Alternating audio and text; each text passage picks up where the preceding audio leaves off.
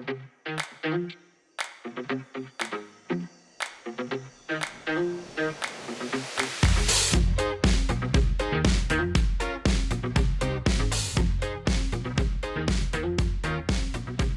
to the Barndo Bros podcast. It's official. It is the Barndo Bros. So we are on site today. Obviously, we're not in the studio. We got We're not? A little bit of change of scenery. But we're on site at our Wesley Chapel project. Yes. Inside, not really all that hot in here. It's not all that hot. I'm just getting older, so that's why I might be glistening on the really nice cameras. It's nervous still. Yeah, that's what it is. But also, and I said this briefly on one of our lives before, on how I'm shocked of how quiet it is in here for a big, 3,000 square foot open space like this to be quiet. Absolutely. With the insulation. Well, I mean, so quiet just from the outside noise, but then also the bat insulation that we have up just kills pretty much all reverberation. About to say, no reverberation, no echo, nothing. No. I hear nothing on here.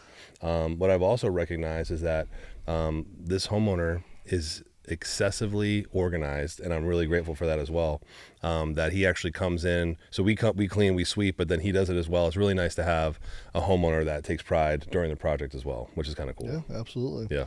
No, these are awesome clients to have going into this, and oh yeah, we got some small delays that we've had throughout the exterior of the project, but we're finally to the stage where we've got lumber delivered. Yes.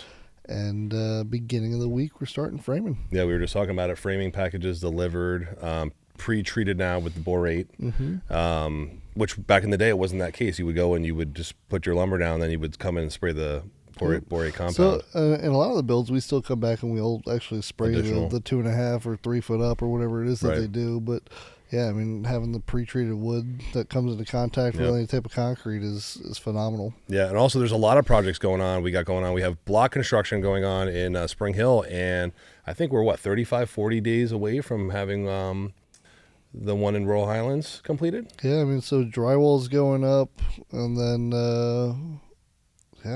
from that point it's like 3 weeks out. Yeah. What's really cool, dude, we talked about the other day, is that I think we're forever evolving, and I said it briefly to actually Josh before he got here. Each project's different. You think it's going to be the same, whether it's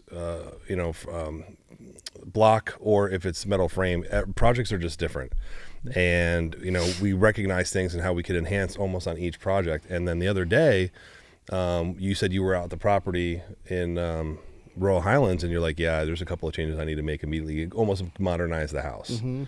Well, so anytime we're doing like a model like that, throughout the construction stage, we'll come back and we'll update our drawings 4 or 5 times. Yep. And it's just so that on the next build, we don't have any type of hang-ups or even not just hang-ups, but stuff where like we get feedback from the framer saying, hey, that was a pain in the butt. Right. If we could never do that again, I'd be totally cool with it. And like you said from the very beginning, we try to value engineer everything, but at the end of the day, you don't until it's up, we don't know. Right. We don't. And how many designs have you done now, Nick, over the past decade? Like it's at least 15,000. Right. Yeah. And we're still enhancing each and every time. Yeah. So I also want to give a shout out today to Ape Shot. I think this is pretty cool how you can have mobile now. Like, think about it. Mobile podcast. So that's pretty neat. So if you guys need a mobile podcast, go ahead and call Ape Shot, and they'll come out and do this actually for you. It doesn't matter where you are. So it's kind of cool if you're a contractor on a job site, a plumber, HVAC. This is neat. Yeah. Yep. Pretty cool. It is pretty cool. So what else we got going? A bunch of stuff coming up this week. We finally got some movement in Hernando County. I think everyone's known Hernando County's had some hang-ups. Do you think? Yeah, why don't you explain that? Because some people might not know. So there's been some severe network issues in Hernando County that kind of shut down operations for about 3 weeks so far in the government side. Haven't been able to process permits, hadn't been able to record NOCs, hadn't been able to really do anything. I mean, the county can't even collect water bills, right? I was told, or some Not billing online. Yeah. That's unbelievable. Yeah, so a lot of those services are back up and going again. They basically have to reload a lot of the old information from the servers onto new servers. So if you think about how much information a county has, it's going to take a little bit to go ahead and not only get up, but get organized and accessible again to everybody. But they're working diligently, and at the end of the day, this is, I guess, a learning lesson for them for never to happen again. So, well, I mean, it's not something that you can really combat. So, I mean, it's you got to give them props for the way that they have handled it so far, and protecting it from getting any further. But the building department finally opened back up for paper applications. Right. So we're back to the 90s. That's it. Yeah. Well, man, when I first started in the industry, I would say there was only about 3 years that we were doing paper applications before electronic became an option. Right. And then, after that third year, it was like full switch. Everything was electronic. Could you imagine if it was still like that with this? There's too much growth. Could you imagine how long we'd be delayed on building? We're delayed now electronically. Could you imagine if it was paper still with all the growth in Hernando and Pasco? It used to be we would have to physically drive to the city that we're working in, their building department, which a lot of times, if you think about how big some of these counties are, the building department's 45 minutes away from where the job site's everywhere, right?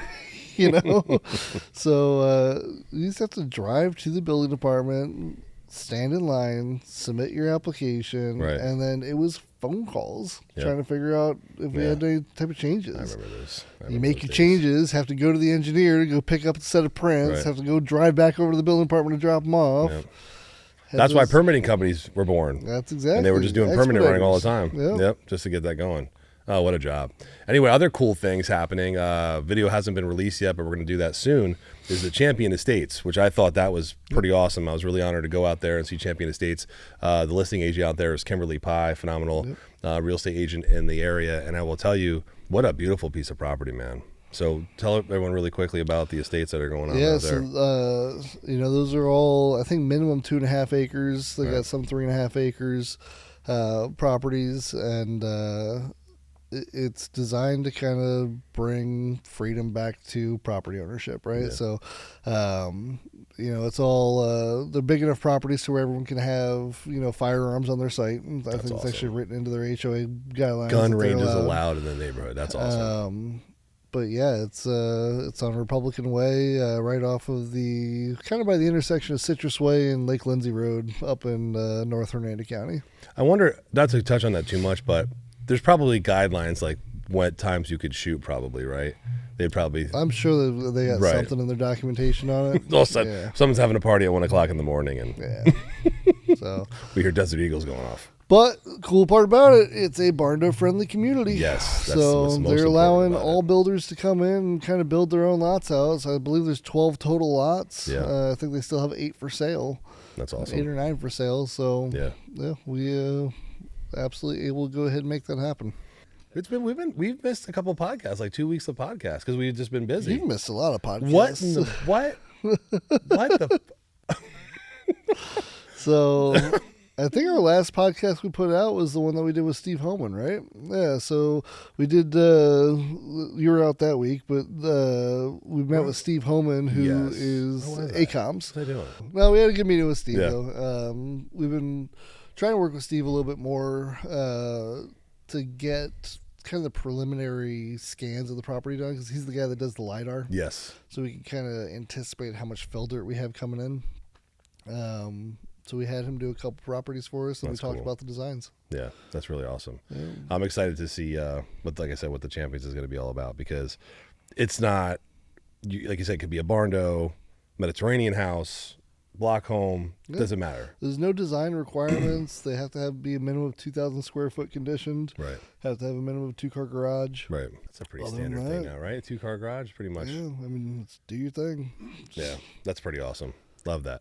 I'm going to give a shout out. Kind of cool. We have our ace down there, Mr. Burkett's store in Newport Richey. He's going to be a client of Ape Shot, which is going to be really cool. And then also he's moving and shaking, and he's got some announcements that he said he wants to be on our podcast next week. I forgot to tell Josh, so I don't know if we want to fill that time, but he's got some announcements to make, which are going to be pretty sweet. So well, we do have someone scheduled for next week. Okay, or sometime soon. Maybe we'll go ahead and just do 2 next week. And there you go. We'll just bounce them out and get them done. Trying to sit up a little bit and trying to not look as wide on the camera. Right? Like I feel like that's what it is. Those cameras keep us like this. That's what it is. Especially when I'm wearing horizontal stripes, I go ahead and make myself look a little wider. But no, so I mean, this week coming up, because of the delays that we've had in a lot of the permitting stuff, what's going to end up happening for us is we're going to have probably 5 or 6 projects hit all at the same time. Oh gosh, that's not going to be fun. No, it's not. So I got a feeling they're all going to be coming out right about the same time. When's our citrus project coming out? The lovely ladies. So we have 2 citrus projects now, pretty close to each other. That's right.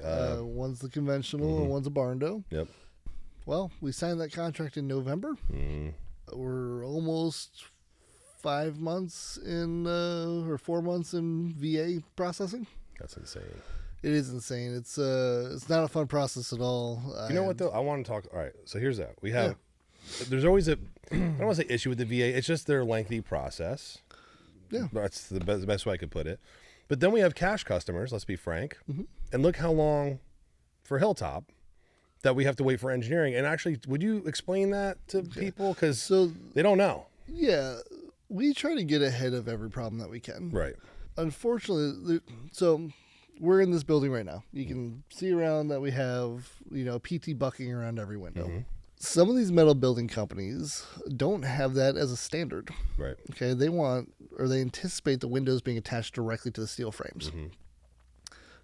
In my opinion, this is personal builder opinion. Right. I think that's bad practice. I think putting a vinyl window in a steel frame where your steel is going to go ahead and expand and contract at a different rate than the window will is a bad practice. I think you're asking for leaks eventually.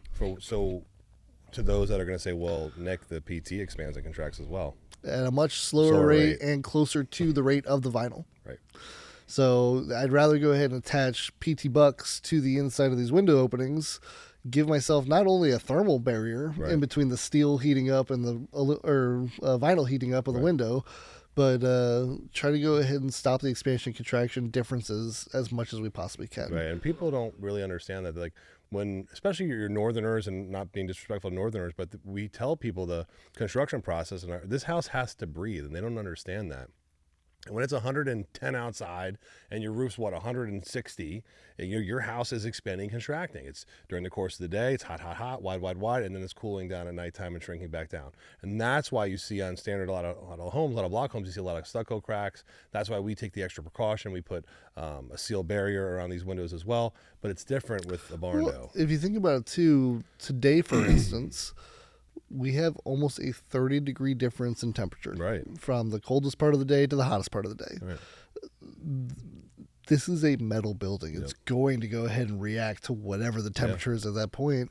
And the hard part about that is the building doesn't heat up necessarily evenly because we got shade, we got different aspects that are heated up separately. So expansion and contraction is huge. I mean, what we are having to worry about, first and foremost in Florida, paramount is water intrusion. Right. So whatever we can do to go ahead and kind of buffer that is what we're going to go ahead and do above and beyond as a builder. So the reason I was even getting into all that is because, for example, on that project that you're referring to, the metal building company came back with incorrect window size openings. Okay. Gotcha. So metal building company sets where all these girts and the purlins go. If it's incorrect and I can't fit bucking in and then put my window in, it's going to be too small of an opening. Right. So we had to go back to engineering and say, hey, correct these. Go ahead and give me another 2 3/4 to 3 inch per opening, so I have an actual way to get my window there and shim it properly. And it just takes time. It's communication and time. It is. And it just, once again, it just shows our process. And Nick, honestly, someone approached me and they're like, oh, well, Regan, I see you and Nick, you preach transparency. That doesn't give you a get out of jail card. I go, I'm like, listen, I won't even get into the discussion of who it was, but at the end of the day, there is problems, and that's what you're supposed to do as a contractor. If you're sitting here preaching everything's going to be perfect, it's not. There will be a screw up from engineering. It just happens. Engineering, wrong window sizes, lumber might not come in, you know, and at the end, I'd rather be open about it and then versus preach it's going to be perfect. So yeah, I mean, number one thing is tell the client, right. Whether or not we tell the rest of the world, you know, that's another thing. But good point. You got to tell the client first and foremost, and then at least show that we're working towards a solution. Right. So on stuff that we can prevent, we prevent. On stuff it's custom construction. You're going to have issues throughout custom construction. The end of the day, the bottom line is no matter what, it's the customers, and our end goal is the customer's happiness. And we're going to do whatever it takes to get there. It's that simple. So will there be issues sometimes? 100%, but we're going to push through it. But actually, if you think about it, we've been pretty good off. We've been pretty well off for a contracting company that's pushing. For sure. That's particle board. Yeah. Well, here we go. Getting back into financing, specifically for VA loans. Okay. If you are currently living in a home, okay, and you're building this as a new construction separately, if you have the ability to pull out enough equity of the home that you're currently living in, you can cut probably 3 months out of this entire process by not applying for a VA construction loan.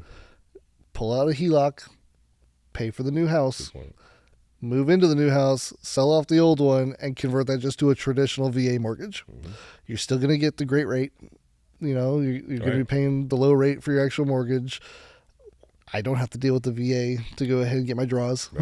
You know, there are no progress inspections by the VA. It's essentially speeding the process up to be a cash build and still getting the benefit of the VA rate at the end. I was talking to Lindsay over at Keystone Mortgage, and actually just yesterday, and we were talking about also cash buyers. And it's kind of crazy, but at the end of the day, sometimes people that, let's say they sell a home, I know in particular person, but just in general, they finally have money they've never had before because they sold the biggest asset they've ever had. And sometimes people just start spending that money. And even if we go do proof of funds, who knows? If they're a cash buyer, they want to buy a Corvette, right? And then something changes. So we were even talking about just putting everything in escrow moving forward, or making that recommendation if we're to have a cash buyer, just to make life easier, because we just almost like a requirement. I don't know if that's something that we'd want to do. I'm not against it, but I'm just saying, might be a thought. Yeah, I'm not against it. I mean, that's it definitely does make things a little bit easier. And I mean, seriously, dude, I think it should be part of the process. Well, I definitely think. Yeah, I mean, again, even if you do proof of funds, it's not saying that the money's going to be there in 6 months when you actually need it. That was the Barndo Bros podcast out here in Wesley Chapel, Florida. This place is absolutely awesome. Like I said before, guys, really excited. All the things that are happening, not just here in Wesley Chapel, but Hernando County, Citrus County. You got to pay attention to all the Barndos that we have going on. Not just that, but our block construction home. So we will see you at our next Barndo Bros podcast.